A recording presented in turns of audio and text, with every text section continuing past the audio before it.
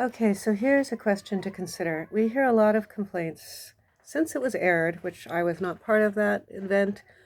Uh, the How I Met Your Mother finale generated, this looks like when Jean Grey wore the black dress, generated a lot of complaints because people felt like after waiting so long to introduce the character of Tracy, that the show just threw Tracy away. Um, and that, as Ted's kids pointed out, his story isn't really about how he met their mom. His story is really about his decades-long abiding love for and even obsession with Robin Scherbatsky. Stop! So here's a stop. So here's the question. Is this valid? Now, it was easy for me to see it differently because I saw the show in syndication. I had only seen maybe a couple dozen episodes when one afternoon they showed the finale and then they showed the pilot episode. So when you see it that way, it's a perfect, symmetry. It seems completely clear that the show is going to begin with Ted stealing the blue French horn for Robin and end with Ted once again presenting Robin with the blue French horn, which her ability or inability to receive has determined their ability or inability to have an enduring love relationship and be together as a couple.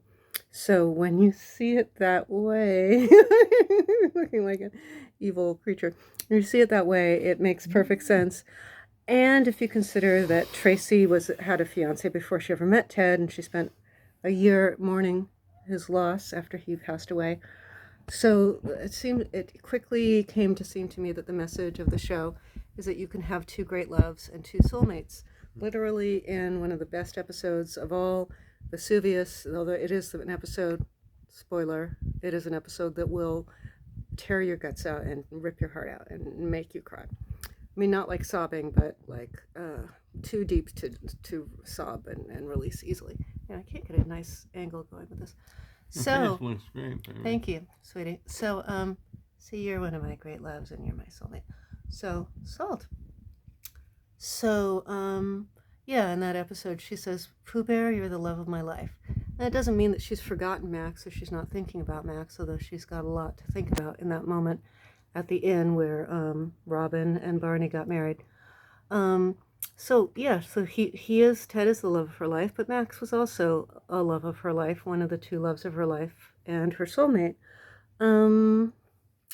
Okay, so problems arise, people think, from the ending. We don't get enough time with Tracy. That's probably true, but I think she's that much more highlighted and heightened by the time we do get with her. She's, in a way, she is an otherworldly character. People compare her to Phoebe Buffay on Friends, but she's a lot more grounded and logical and rational and realistic than that character. She's the kind of person who can meet you and instantly have a diagnosis of what's going on in your life and what's wrong and give you impeccable advice. To wit, when she meets Barney, he is rather pathetically trying to pick her up in a hardware store, like at midnight, which is just a pretty desperate way to distract himself from what's really going on in his life. That is not the real color of my eyes. There's actually more brown in there. Anyway. And she gives him the advice that there's already somebody in his life, and what he needs to do is drop everything else and go for that relationship like it's the Holy Grail, which it is. But it's not a coincidence that when Ted finally meets Tracy, it's at Robin and Barney's wedding, which is an entire season devoted to their wedding, the days leading up to their wedding at the seaside hotel. It's not a coincidence that Barney is freaking out and tries to run away and spends like 18 hours with a couple of young guys teaching them his whole playbook, ladies' man philosophy, and how to have a legendary bachelor lifestyle. And Robin freaks out and thinks that Barney's dishonest and tries to run away. And then runs into Tracy, who again immediately sort of gets what's going on and gives the perfect advice. She tells her to take 3 deep breaths and everything will... And she'll gain clarity. So wonderfully, Barney is ready to not be dishonest. He doesn't take credit for the locket that Ted went to such great, amazing lengths to get back for Robin, which was her talisman of when she would finally find the right person to be ready to get married. And at one point, Ted yells at Jeanette, or, really emphatically explains to her that he's not going to give up loving Robin. It's not clear what kind of love he's referring to, but whatever it is, he's not going to give it up. Even if it seems like it's become completely insane and inappropriate and no longer makes any sense, that he's going to double down and keep loving her, including doing things like making her wedding that much more meaningful by finding and restoring her locket to her. But Barney's ready to not be deceptive and not take credit for something that he didn't do. And so he tells Robin that Ted got the locket for her. So Barney and Robin are ready to become better, more evolved, more fully actualized people with each other, but they're not really ready to have a successful marriage or make us a lifelong commitment to each other that can be successful, which is indicated by the fact that, they're both right on the verge of running away from each other as they're getting ready to make this important commitment to each other. So if we can let that relationship go and accept that that was a stepping stone on the way to, it was like, as Barney said, it was a meaningful, significant, important relationship. It moved them both forward. It helped them evolve. It survived 3 years, but it wasn't their ultimate destination. And so the ultimate destination for Ted is going to be with Tracy, and then later to be with Robin. Did you hear what I was saying about Seinfeld just now? No. What were you saying? I think what running out of steam. I said it was quite interesting. The characters on How I Met Your Mother have character development. It seems to be what the show's about. It is. And how the show gained popularity. And you were talking about the first episode tying in with the last episode. And I was contrasting that with Seinfeld, which seemed to be completely the opposite. Yeah.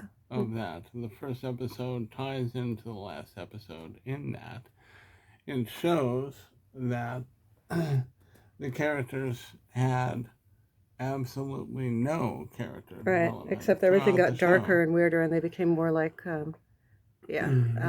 psychological landfill.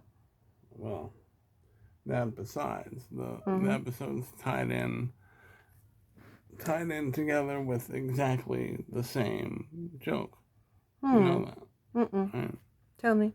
Okay, so the first joke in Seinfeld is also the last joke in Seinfeld.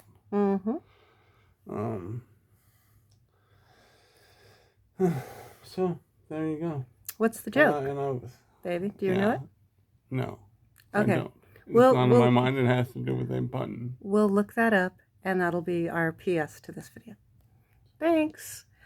I expect to lose more than half my subscribers if any of you care about How I Met Your Mother, but as a valid analysis, it is hard to let go of Robin and Barney. But imagine that finale without us learning about their divorce. Oh, and another issue is that supposedly Robin should be allowed to be an independent career woman who doesn't need love in a committed relationship.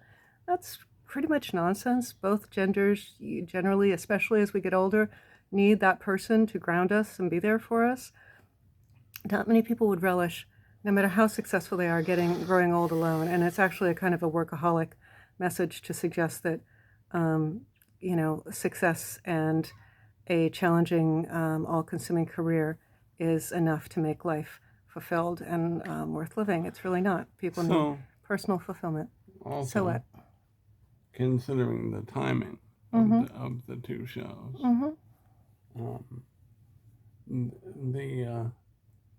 the audience was ready for character development in the sitcom. It's probably part of the evolution of situation comedy, right? Well, in a way, what Seinfeld did is a bolder move, because it talked about frustrating expectations, but not pointlessly. It, just threw it in your face. Most people don't evolve and don't self-actualize. But it's not a very healing or positive message. And somewhat unrealistic also, right? Yeah, people change. Are both shows in New York? Yes, and yeah, it's pathological and surreal and bizarre for people to just not change and not change, except that the characters on Seinfeld do kind of get worse. I don't know about when they They came get back, more but extravagant. That also happens on It's Always Sunny in Philadelphia. somebody Um, likes that show. I don't remember who. Okay, so but I gotta wrap this up, and I have to do it with some kind of aplomb, that's a cocktail party word. Um, Yeah, so okay, if you take away Barney and Robin splitting up and Robin being marginalized from the group in the last years because, as she puts it, the group now consists of her ex-husband chasing girls right under women right under her nose, and a married couple with kids who are no longer really available to her in the way they used to be, and the guy she's probably meant to be with, in her own words, which the writers put in her mouth for that final episode, with the beautiful mother of his child. So yeah, the group is not an appropriate place for her anymore. It's not a fun place for her anymore. She's not a youngster getting drunk every night with her friends. So so yeah, the whole shape of the finale is accepting that Robin isn't fitting in with the group anymore. Robin's marriage didn't work out. Ted's been a widower for 6 years, and he needs to move on with his life. And Tracy, as an incredibly wise old soul, would certainly have forgiven and accepted him, reestablishing love with this other soulmate and really dear friend whom he was with for, 8 years before he found her. And I've got a little bit of snuffles. So yeah, so the finale has to have a dramatic shape. Coronavirus. The finale has to have a dramatic shape, and it has to be about letting go of some things and accepting loss and accepting moving on and new meaning in life. And it's not a consolation prize at all. They're a very close couple. They have passion for each other from the first time that they meet. And it's just going to be a very different kind of love affair and love story and union. Stop distracting me. Bye. Bye. Salt. So yeah, Seinfeld was boldly static, and the characters stagnate and devolve. Friends, they just kind of bob along, and How I Met Your Mother was about characters trying to evolve and find self-actualization, which they do. Bye.